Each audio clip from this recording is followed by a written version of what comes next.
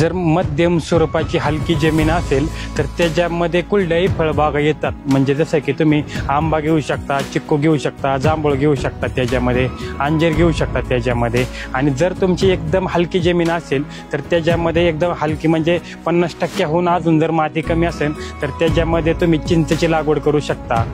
त्याच्यानंतरनं तुम्ही हलक्या जमिनीमध्ये बाकी काय अजून त्याच्यामध्ये थोडंफार प्रमाणामध्ये लिंबूची लागवड करू शकता. अशा काही फळबागा आहेत तर त्या हलक्या जमिनीमध्ये तुम्ही लागवड करू शकता. आणि पूर्ण जर काळी जमीन असेल तर त्याच्यामध्ये काळ्या जमिनीमध्ये तुम्ही नारळ लावू शकता, त्याच्यामध्ये तुम्ही बाकी चिक्कू लावू शकता. अशा काही फळबागे तुम्ही त्याच्यामध्ये घेऊ शकता. क्षारयुक्त जमीन असेल, एकदम गाळाची जमीन असेल, ज्या ठिकाणी पाणी वगैरे साचतंय तर त्या ठिकाणी तुम्ही पूर्णपणे म्हणजे नारळाचा जर विचार केला तर ते एकदम बेस्ट राहील. कारण की जास्त पाण्यामध्ये टिकणारी जी व्हरायटी आहे ती नारळाचीच व्हरायटी जास्त पाण्यामध्ये टिकते.